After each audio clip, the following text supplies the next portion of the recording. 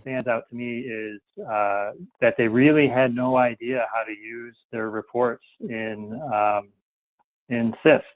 So that's been a big eye opener for the schools that we've been working with. Any others?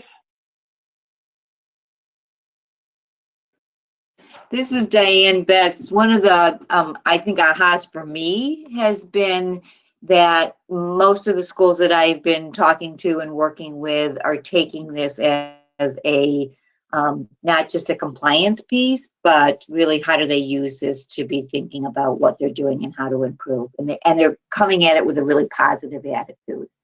Lots of questions about how to do it, but, you know, aren't necessarily going, you know, but really thinking about where's the good in this. So I've been pleased to hear people talk about that. That's fantastic. That's, of course, what everybody wants. So that's great. And I see one more from Julia. She says, my schools are seeing that they can't be comfortable in their commendable ratings with some of the subgroups. That's absolutely true. They need to be proactive and help everybody. Well, why don't we go ahead and move on here. This is our 4th networking session, and I'm really glad to be talking with you all again. It's been a long time.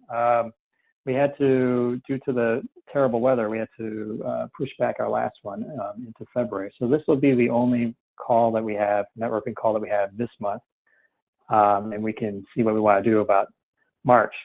But we're looking forward to today. We have a lot of things going on. As usual, you'll have members from North Cook, West Cook, and South Cook helping out today. And then we also have a special guest, Allison Sherman, the Executive Director of Illinois Empower. We're really glad that she's able to join us today and share with us some thoughts about what's going on. So really quickly, this is what we're hoping to accomplish today. I'm going to go super fast through the trends that we're seeing across the ROEs and the ISCs across the state. Then we're going to probably spend the vast majority of our time with Allison Sherman, getting an opportunity to hear from her and hear what the latest is with Illinois Empower, and then also get some feedback from across the state about how Illinois Empower is going. We have at least two people on the line who are going to talk with us about what they've done as far as workshops regarding work plans. And we'll see if there's any time left, we can talk a little bit, kind of debrief how things have been going with the Illinois Quality Framework now that most of us have probably finished up our work with that.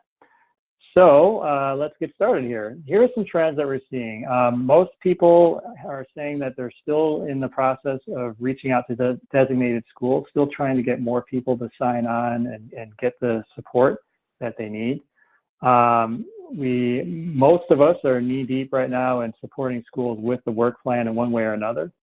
And we're trying to schedule some TSIP trainings to start working on those school improvement plans as a result, which makes perfect sense because the work plan is, as we've heard before, a plan to start the planning.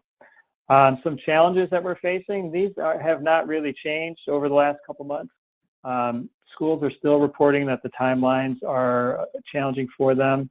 And I think, at least in our case, that at least is in part due to people not really feeling the urgency right at the beginning of the year. So they lost a month or two before they really started getting going. And then, of course, we know a lot of administrators are right now working on evaluations. So taking time out during this month, I've been told, has been a challenge. Another challenge is getting schools to commit to working with ROEs or ISCs, or actually getting them to commit to anyone at this stage. At least from our perspective, a number of our districts have not yet selected partners, so that's been interesting.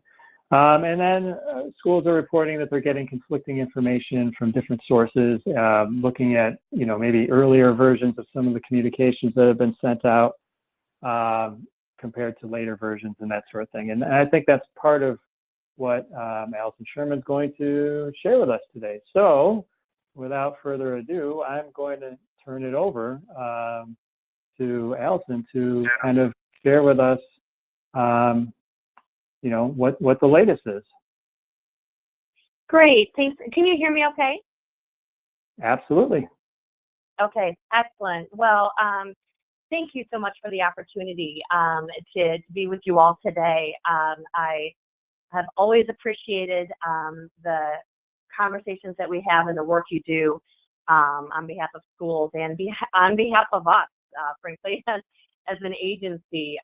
You are certainly a partner with us with Illinois Empower, but an extension of us as a state agency. So thank you for providing feedback to us so far, feedback from your perspective, feedback from the field's perspective that helps us in ensuring that we continue to build Illinois Empower out to meet the needs of our schools. So I have a few updates that I was going to share, with Illinois Empower, and then I also worked into those updates some of the answers to your questions that were forwarded to me from Mike, and then I'll speak to a little bit about the challenges that we think we're seeing in the field, and I think some of them you already hit on, and from our perspective, and then finally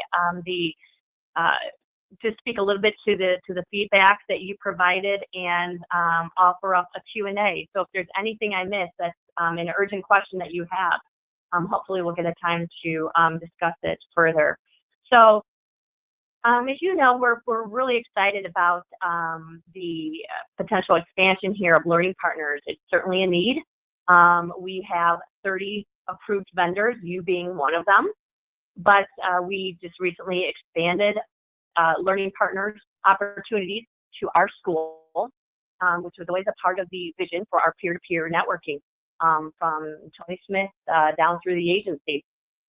So where we're at with that, we had 35 formal submissions, applications that were received to us at the end of January, and we are now in the process of developing and finalizing our vetting process.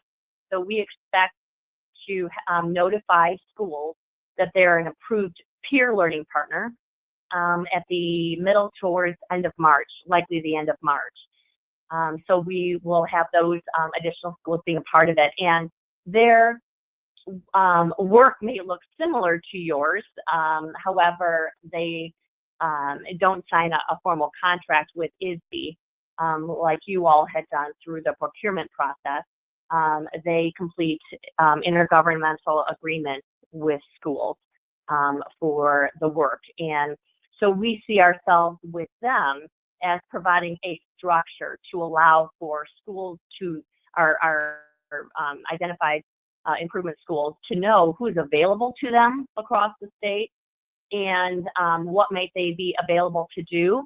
And then really there is another form of vetting that happens, and that's that school identified for improvement to engage in conversation with that peer learning partner to talk through what is the work that needs to be done, how would it look, and can it get done through a contract with them.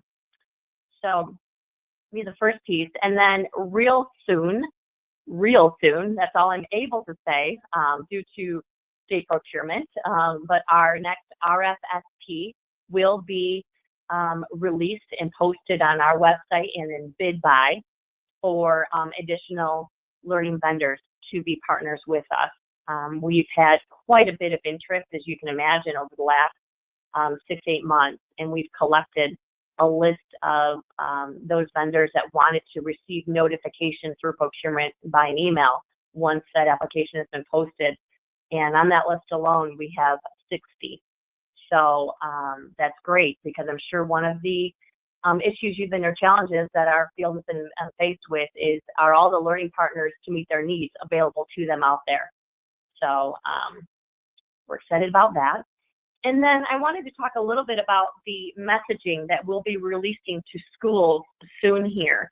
And that's really related to grant and funding. And some of you who are on our weekly call on Mondays had asked about it. And so I'll just share with the broader group, because, if you have the chance to talk with some of those in the field, it's helpful for them to hear that it's coming as well. So one is related to the cohort of schools that we know completed a substantially approvable grant by November 30th, which gave them a November 1st start date for expenditures of that grant money. That cohort of schools has had deliverables of 131 to complete the Illinois Quality Framework rubric, and 228 to have their work plan for school improvement completed, locally board approved, and if they were a comprehensive school, they needed to have a learning partner selected. Some of our schools have come to us and requested to turn, turn that in a little bit later, whether it's the rubric or the work plan. The rubric, we said you could turn it in later, but it still needed to be in by February 28th.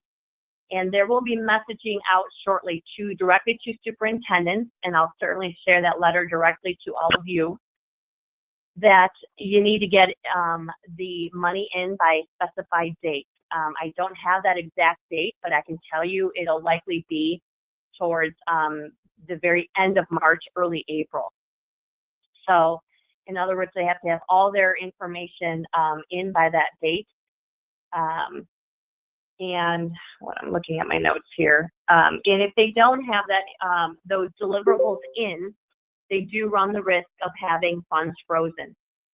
And it's not meant to be in a compliance approach, but this is federal dollars, and they do need, the federal guidelines are that we have to provide them with plans, school plans that stipulate how they're spending these money. I know that, and you shared on this call, that some of the dates, are too early for them to complete some of these deliverables, but we actually are in a better place than we could have been, because the alternative was that when the grant was released this summer or in November, that they would have to have everything in within a month's time, because before, in the past, the deliverables of a work plan, those 4 questions used to be found within the grant. The needs assessment was found directly in the grant. So in our approach as an agency to try to get funds out to schools so they could start spending as soon as possible, we took out those questions that were once in the grant and made them deliverables at later dates. That was really massaging grant timelines. It also opened up grayness to some schools who said, I used to do these in the grant questions. Why? What are the due dates? When are these things due? But again, the whole idea was that we would allow them more time to complete these deliverables, but still be able to spend their funds. So I know it's not perfect by any stretch, but it is certainly better than having all the deliverables due within a month, which would have been within a month after the preliminary, and then a month after the October summative. So again, the message there will be that there will be a final deadline that you need to get. They have to get those deliverables in. So that would be coming soon, or they run the risk of funds being frozen and no longer having access to those. Again, not necessarily something that we as an agency wish to do, but federal guidelines require that when these dollars go out, there has to be a plan in place for their spending. And we made a commitment with those schools in November through the grant that it was almost like a handshake. We'll give you these dollars, but then you tell us when you'll get the deliverables in. So we could give you an extension knowing that you put dates in your grant that you would get them in by our deliverable dates of 131 and 228. The second group is that we are going to send messaging to is those schools who have not indicated or that they want grant funds at all to support their designation. We have a couple hundred schools that that would be targeted because our comprehensive schools have already been spending funds and they have a school support manager aligned to them to help support that effort. But our targeted schools, either one, they have never accessed the grant, are unclear of what they need to do, or that they have decided they don't want the funds.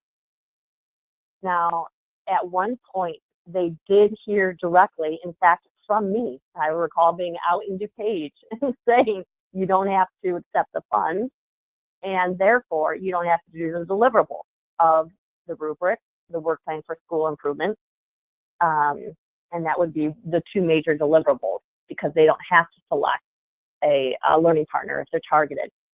But since then, as things have evolved, and our conversation with the feds have evolved about the ESSA plan, we do need to require, due to ESSA, that these schools who do not accept funds, but they've been designated for improvement, they still need to complete the two deliverables of the rubric and the work plan for school improvement. So is that a change from a message that was originally delivered? It absolutely is. That's the fact. Do I wish that change occurred? No. But it is due to ESSA. And it really drives home the point as well. The feds had basically said we would be out of compliance if we didn't have those reports in, because ESSA states that all schools designated for improvement will provide reports about progress to the state agency, and then ultimately have on hand for the feds. So that is going to be, that's going to throw quite a few people. We have not heard as an agency directly that there's any targeted school out there that does not want to accept funds, but I know some of them have been in conversations with many of you. So we are finalizing now the process for which they will complete those deliverables, by which date, who they will send them to, and how they will submit it, whether it's online, in email, or so on. I'm hoping to have a letter out to superintendents in the next week or so, and we will know who those schools are that haven't indicated that they will use or will not use their grant funds yet. I've been on a conversation with many superintendents that heard at one point that they didn't have to do deliverables, and now they do, and have basically changed their stance, because they they're going to do the work, quote unquote, either way. So why not accept funds in order to do so? Some were under a misnomer that they had to accept a learning partner to do that, and of course targeted they don't. So there is a lot more flexibility with using those funds as well, which then sparked their interest again in receiving the funds if they were going to have to do those two elements of work.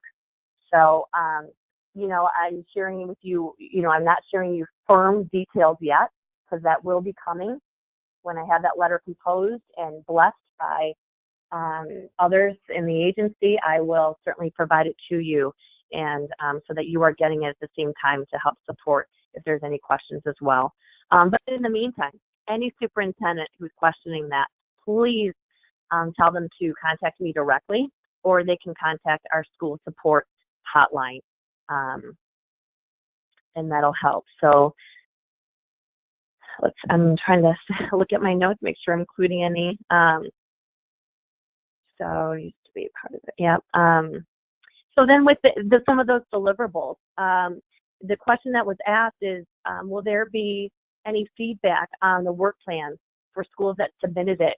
And our comprehensive schools will receive feedback one way or the other through the school support managers.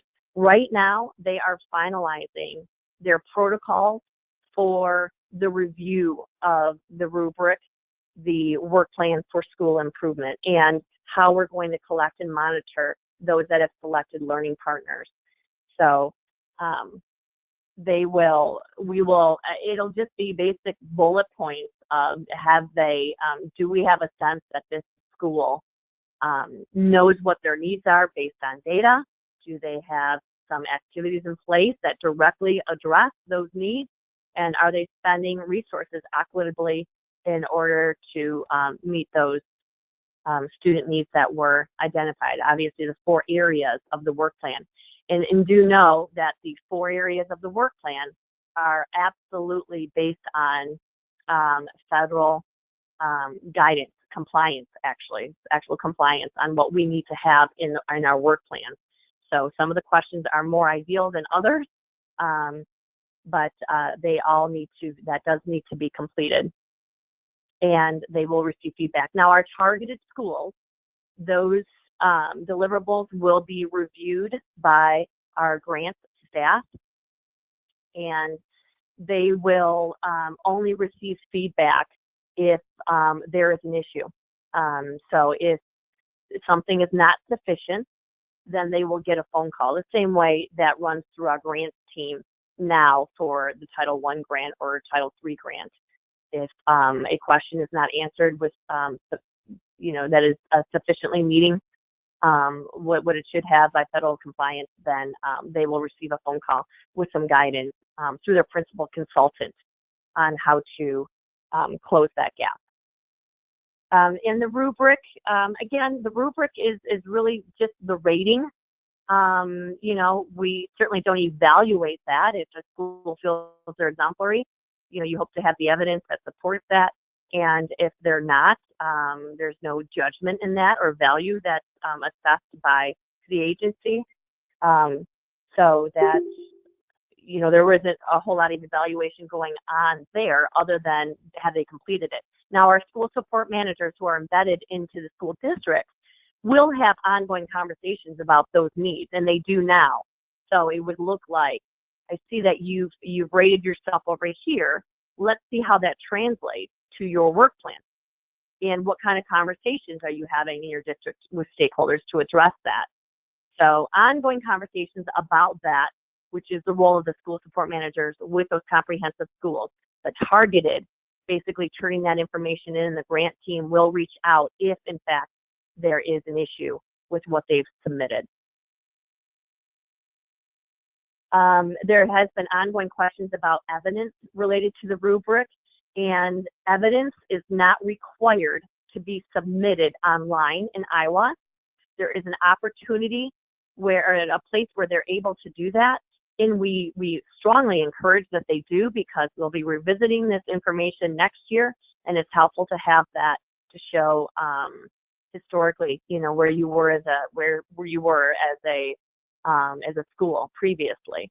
However, they don't have to submit it online. We do request that if, through a federal or through our state audit of the grant, if we ask for that evidence, they should have it on hand.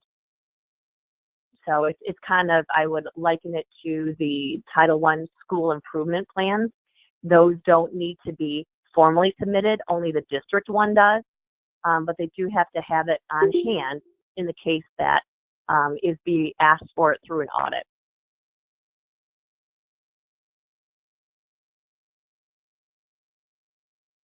And then there was a question too, just going down the list here of questions 3 and 4 in the work plan. What's clarity, I guess, on what needs to be in there.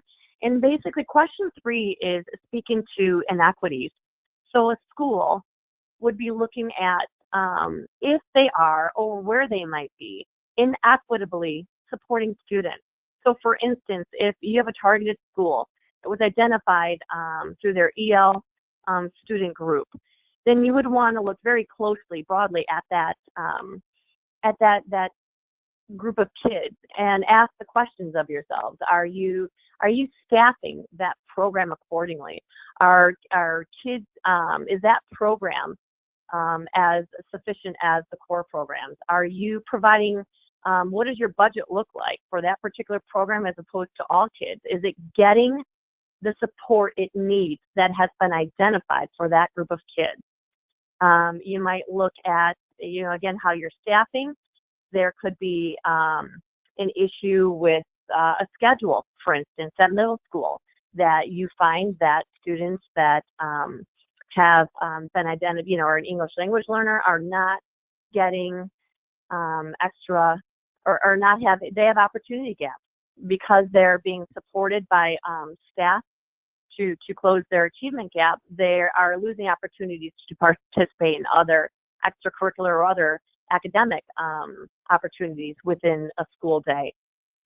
You might be looking at the fact that what type of parents are engaged in your school, and is there a discrepancy when it comes to parents that are, have students that speak English as their second language. So you might be looking at that. So it's really detailing inequities, hopefully related, aligned to the needs that have been identified. And then question 4 is, what are you doing about it? What activities are you putting in place to address that? What staff are you pulling together to address it? So in the case of, EL student group, hopefully you have not only included, staff that work directly with that group of kids, but you would want to be looking at it comprehensively as well, because these are all our kids across the school. So I think that's unfortunately in the good intentions to want to directly support the needs of that particular student group, it sometimes runs the risk of only becoming the issue for the staff that work directly with them, as opposed to all staff rallying around that student group. So we like to see, it's not a requirement, but we like to see that is, within question number 4. So again, what are you doing to address? Is there a guide for the work plan? And we have, a list of, we're developing really a list of bullet points that we want to see, that we would like to see in that work plan. But it's basically aligned to the pieces that are in those questions themselves, or those statements themselves that guide a school to complete them. Again, as we're moving to support and not compliance, we don't have a list of check boxes. And there were check boxes in the past. That's not our approach. A school needs to tell their story. It's their narrative. And we will help guide that. But it always runs the risk when we give out templates and we give out guidelines that becomes what a school is going to drop in, as opposed to it being authentically around the story of the school or the needs of the school. So, I do think we could continue to share some of those bullet points that we're putting together now, and I will share that with you all to give you a sense. But, it really is not, it's not above and beyond. We're not evaluating schools on their work plan, and it really isn't above and beyond what's currently asked for there. One note to make is that this year, if they're in a planning year, they do, that work plan will likely be a plan about their planning. So they may not have details laid out, like these are our, it is okay if they don't have details of, these are our deliverables,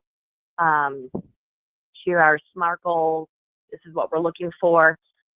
If they turned in a work plan in November and December, or even early January, it could have been that they were just talking through the steps that they were take to plan for implementation beginning next year. So it may not have the measurable details that an ongoing work plan after this year might have in there. And we would expect that. So, we're looking at a broad range of what we could expect, as long as it meets that information in there, addresses the question.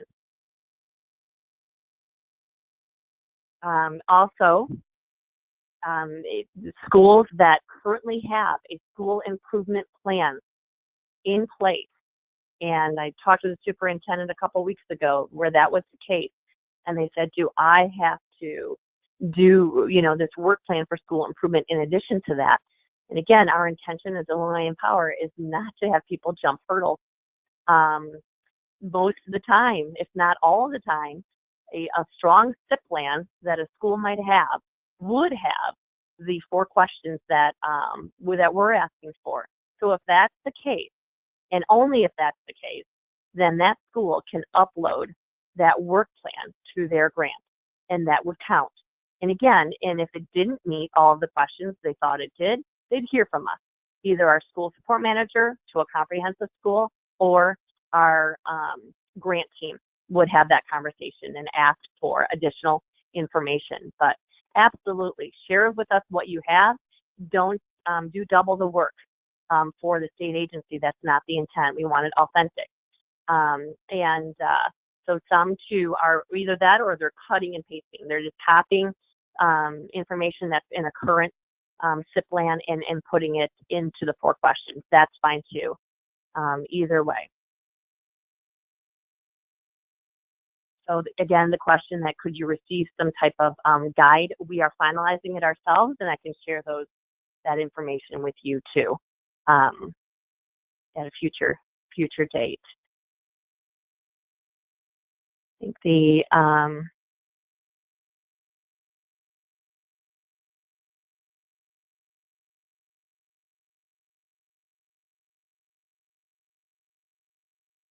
then the next thing is just the overall, challenges in the field that we're seeing. And I think I'm going to be echoing much of what you're seeing as well, is communication to targeted schools would be one that,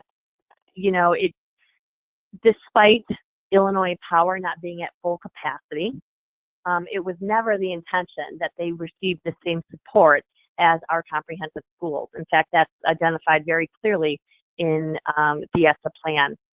So we always intended that our school support managers would be servicing our comprehensive schools, and we would develop other communication channels and support channels for our targeted. We want to continue to identify channels for support and further provide that to those schools. But the question that you all had was, what is so far available? And the first is that we were very purposeful when we designed all of our Illinois Empower webinars this year and the website to provide the information that schools, the targeted schools, need to help them through the process. I can't say enough that the October webinar is the best place to start for what do I need to do, by when, who do I speak with. All of that were in that webinar. Some webinars by the agency, in the past I've watched them. They are not intended to have that full coverage where you could pick up and run with it. But in our case, we painstakingly added in, we wrote out every talking point so that we didn't miss any details that would be helpful to a targeted school who's not speaking directly with a person in their building. The other option they have to receive support is through our hotline. We receive calls every day, and we have made the promise and have so far that I kept the promise to return phone calls within 48 hours and walk a principal or superintendent through all the steps that they need to take. I personally was on a phone call for about 45 minutes to an hour with a superintendent the other day. I also take them as well, and walked them through and answered any questions. In some cases, our school support managers, if they're in the area, will also make a visit and stop by and help them through, meet with them one-on-one. So the hotline, our webpage, and our webinars that were intended to provide all the details are the best places to go. They've received letters, from the grant team and from Ralph and from Libby that, these are the designations and these are the dollar amounts available, because I have received some questions about, I wasn't even aware of the grants or the amount of money that was coming from me, but I did backtrack and just, do a list of when we communicated that out, and it did go through, the proper channels and in the right time. But again, I expect that in our first year, there's always a need to improve questions or improve communication. The other channel is through all of you, and you've been integral to us. Many of you have reached out in your ROEs and ISCs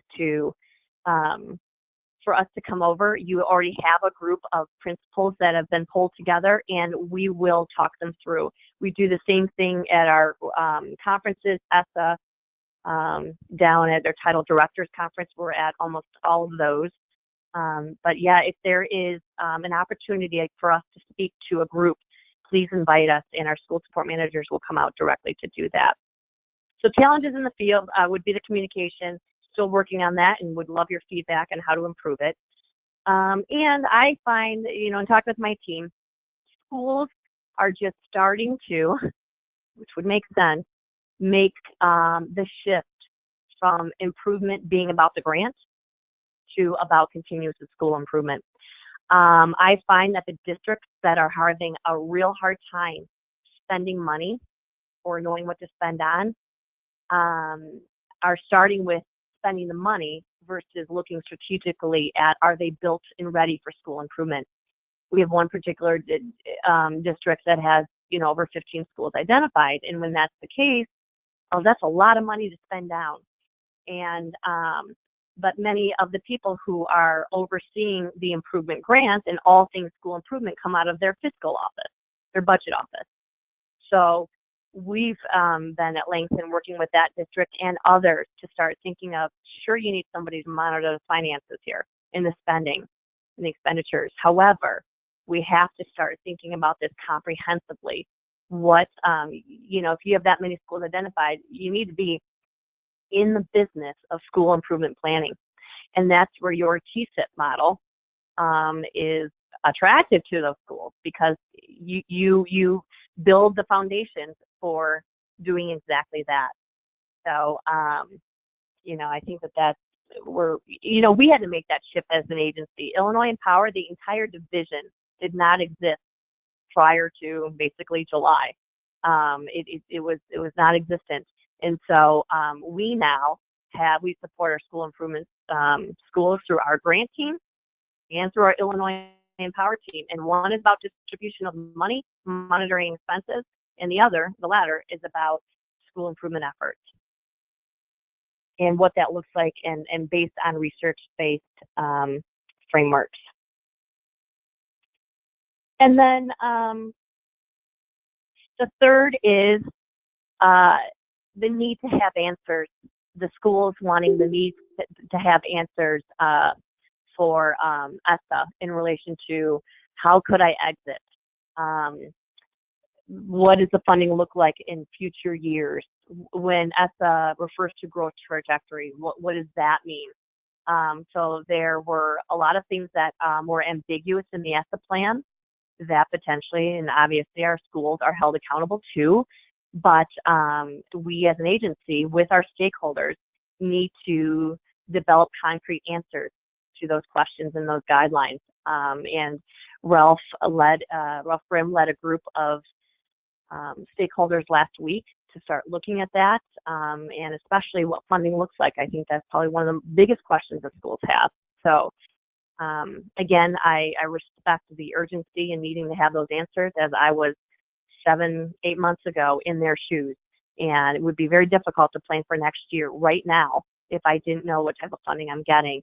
I was on another phone call today. They happen weekly at the agency to answer that and to get that information out there. So I respect that challenge, definitely do. And we just, if nothing else, would like to share that we see it as our greatest urgency right now as an agency to get that information out. So those are, I think I answered most of the questions. I appreciated the feedback that was sent to me. I'll be quite honest, I was in Bloomington with a 2-day retreat yesterday and the day before, so I didn't get a chance yesterday to look through all of that was sent to me. So, I would like, if there is time, to turn it over to all of you to either share that feedback directly. I will be reading through it though, but also to ask any questions that you have for me.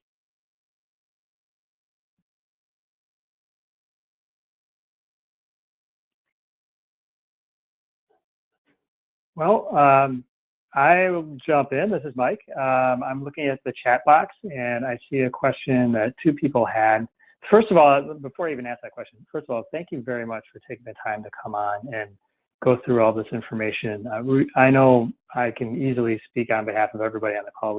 We are very appreciative of it, and we know that you guys are working hard in the office, and it's a challenge. Certainly it's brand new, but and your staff is not as large as you want it to be, et cetera, et cetera. But so we really appreciate you taking the time And we really do want to be partners with you, as you mentioned at the beginning. So we're very happy to have you on the call like this. But let me get to the question. No, thank you, really. So the question is, if I can, I'm going to try to paraphrase. I think the question is, schools that were preliminarily designated as underperforming or lowest performing, that, you know, in the summative designations were not listed, didn't get those designations. They were designated as commendable or maybe exemplary. Are they also subject to that requirement to turn in the work plan and do the needs assessment? Thank you for asking that. And some of you have reached out directly and asked me too. No, they are not. So if they were preliminary designated, and I am aware of about at least 11 at this time across the state, preliminary designated schools, but came off the school improvement list in their summative, do not have to accept funds, and also don't have to do any deliverables. And the reason being because summatively is really what counts. And so this year, the end answer is they're not summatively designated under ESSA as a year one implementation. So, but we promised them money. So if they still would like to access it, they can. But if they do access it, it does come with those steps of deliverables, mainly because of the federal compliance, and of course, based on best practice, that you would want to conduct a needs assessment and you would want to develop a plan for spending those funds. All right, thank you. The question was also asked, actually, I'm looking at my notes back again and quickly make sure I didn't forget anything, is that the preliminary designations was that just this year only? And yes, the preliminary designations were this particular year only, because we needed to get information out to our schools within a timeline for the feds. We tried to get a waiver and we couldn't, so that's what led to the preliminary designations before the summative. But ongoing, we will not have those. Thanks. We've got a couple of more questions that have come in. One is wondering if there are any examples of what people are doing to use their funds besides only creating the work plan and the school improvement plan. So I don't know if you've, one thing that we've heard from a number of districts is that they're using money to have teachers do some vertical alignment and do some work around, you know, some pulling them out either from school or paying them on Saturdays or after school or before school to work on things like vertical alignment or doing their school improvement planning or curriculum creation or, you know, anything like that. Have you heard of any other possibilities, any other things that schools are doing? Yeah, you know, what I can do is I can raise that to my team because they, again, are going to be in the throes of reviewing those plans in the next couple weeks. So I will make a list of those things. And I already know that they've had conversations at length. So I'll reach out to them and generate a list that I can share with you all, if that's all right. That would be great. Mm-hmm. Yeah. Thank you very much. I am looking at another question here. It says, I think the question is whether or not the IQF can be edited once it's submitted. And I know that I emailed you that question and you gave me a person's name, which I think I shared with most people, but maybe that was a few weeks ago. So who's the gentleman that we should contact if there needs to be some editing done to the rubric? Yes, editing or any other troubleshooting. You know, it's rare, but it does pop up where, you know, something goes awry within Iowa related to the rubric. So Steve Kester is the person, and it's Steve, S-T-E-V-E, and Kester, K-O-E-S-T-E-R. And his email address is skester@isb.net. And he is wonderful. I've never not seen him respond within hours of a school request with that. So. Great, thank you. Mhm. And then we have two questions about the work plans. And I think these are just to be certain, just clarifying. When schools want to upload their work plans, they do that as an amendment to the grant application, correct? They do. If they did not submit it when they submitted the entire grant and just indicated a date that they would have it done, and now the date has come and they're ready to submit, they would upload it as an amendment. That is correct. And that would be I'm trying to picture it in IWAS. I think that's under the program tab, and then there's the school information tab, and it's something like, That's right. I don't know, question D1 or something like that, right? That's right. And then the deadline, again, just for everybody on the call, we're talking about February 28th as the deadline for that. That is the deadline we've given. And, again, we know that sometimes schools will not meet that deadline, but we will be sending out information shortly to say, if you're one of those that took a chance and, did not get it in by then, here is the cut point that really matters, that, you have to get this information in, or your funds would run the risk of being frozen, again, because federal compliance, requires us to have activities associated with the expenditures. That date, again, hasn't been determined yet, but will be here shortly. And I'll send that into a letter with superintendents and also provide you that same messaging as a group. Great. Yeah, then we can support our folks if they give us a call. Right. Mm-hmm. So in a related thing, one more question that's not in the chat box here, though. I know it's not a requirement, but would you prefer in the work plan if people try to address their budget allocations as part of that fourth section, that fourth question? Address their budget. Oh, and question number 4. So if I say that, we're going to work on PLCs as my evidence-based activity, should I try to make some guess about what the budget allocation might be for that? No, I don't believe that doesn't, let me pull that right up just in case, but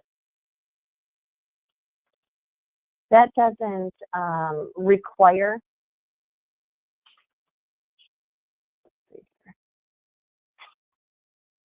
it doesn't require any reference to the budget for that particular area in question number 4. So, if that's again, this is their work plan as well. So, if they want to add that in there, they certainly can.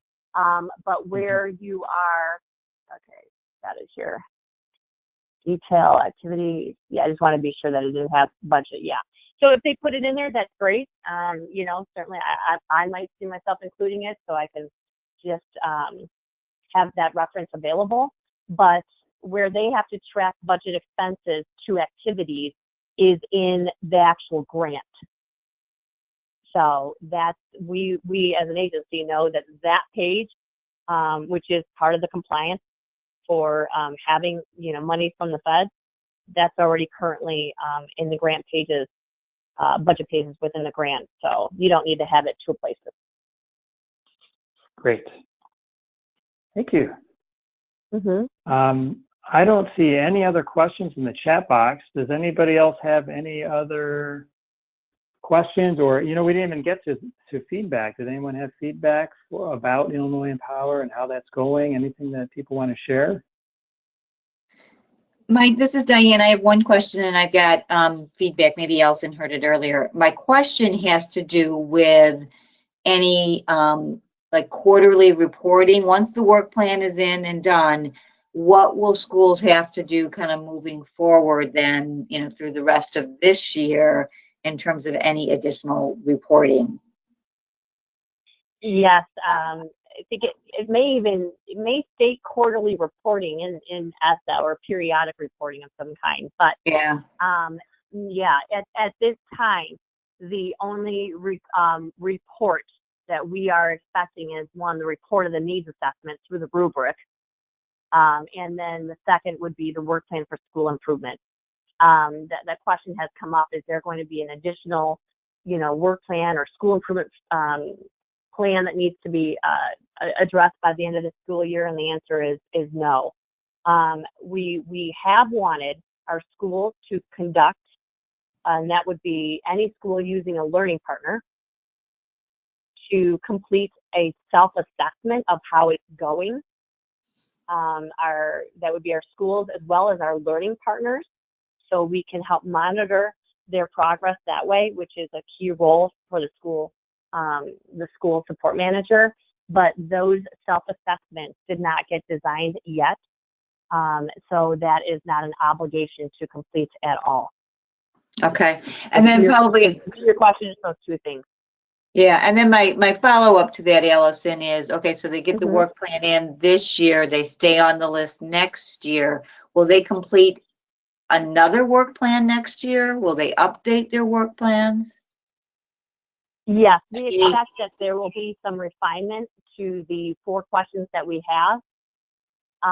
But again, anything could be subject to change here, right? With some major changes going on at the agency and looking at those changes in relation to ESSA. But we expect there to be some refinement of it. But we, at the time for this year, we said we would not give out a formal template or a school improvement plan. So I see some refinements, but because mainly it's federal compliance that we have to have in terms of work plan for school improvement, but not going as deep as the work that our, the plans that our learning partners would be creating with their schools that they're working with. Does that help answer? Somewhat. So yeah. But, so right now we have talked about refining it. For instance, we don't ask for measurable goals. So we've talked about wanting to ask schools to put in some SMART goals and maybe some additional, item or two, but we wouldn't have anything as formal as a 15-page school improvement plan, because there, that was asked of them, or that was a question that a lot of districts had going into this year, and we made a decision that we would not make that as a requirement of any of the schools designated support, that they would complete that type of framework alongside a learning partner and not do one for ISB. okay, thank you. Mm-hmm.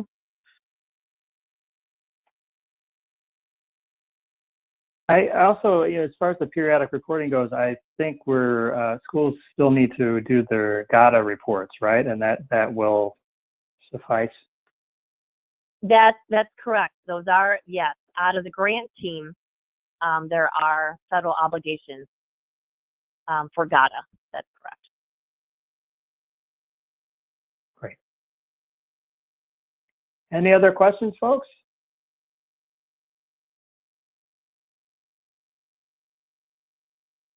Any other ideas that you want to share? Any things we can do to help make this process better for everybody?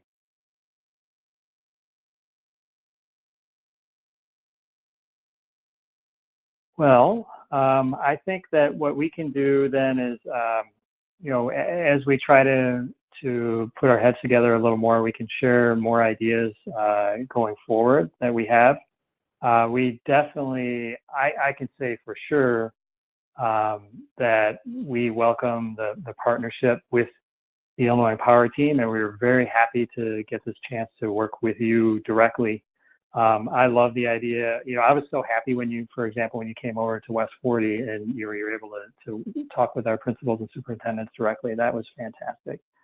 And so I love your idea about, inviting you to continued events that we're having. I think that's a great idea. We'd be more than happy to meet with your team. I'm speaking for definitely for the Northwest and South Cook teams, because we've had this discussion before, so I feel okay with saying that. But I'm sure all ROEs would agree that we'd be more than happy to speak more frequently with your team if you wanted. And anything we can do to help make this work better work as well as it can and be as supportive as possible for all of our schools, and we're more than happy to do it. So if you have any thoughts, anything you need from us, please feel free to ask. Otherwise, I see it's already 2:28, and I don't know if we'll be able, I mean, we're supposed to end at 2:30, so we probably won't get the opportunity to go through the other parts that we had in mind, which is totally fine, because we absolutely appreciate all the information that you gave us, Allison, and I'm seeing in the chat box some thank yous, and this was really wonderful information and very helpful. And we're going to spread the word and help our schools move forward. And again, I really appreciate the opportunity here. And, you know, many of you are servicing most to our targeted schools for obvious reasons. And so, again, I can't say enough. Please reach out to us. You have my email contact information. It's on the webpage, asherman@isb.net. And if you have a meeting coming up, or you just want us to come in and visit you at your location and just talk through some of these things or these finer details, we're happy to do that. It is much easier we would prefer, obviously, for targeted schools to be out in their neighborhoods, if you will, than calling us on a support line. And so your locations are an opportunity for us to do exactly that. Excellent. Thanks.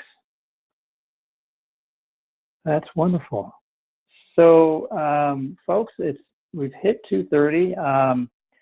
If you are interested in learning more, obviously we can contact Allison Sherman. Thank you very much for offering to be the hotline for us. Essentially, we really appreciate that. As far as the work plan information goes and the work plan workshops, you'll see in our slides, I will email it to everybody, you'll see what the South Cook team did, which went very well. We also had Julia Burns, who was going to talk a little bit about what they did in ROEs 26 and 33.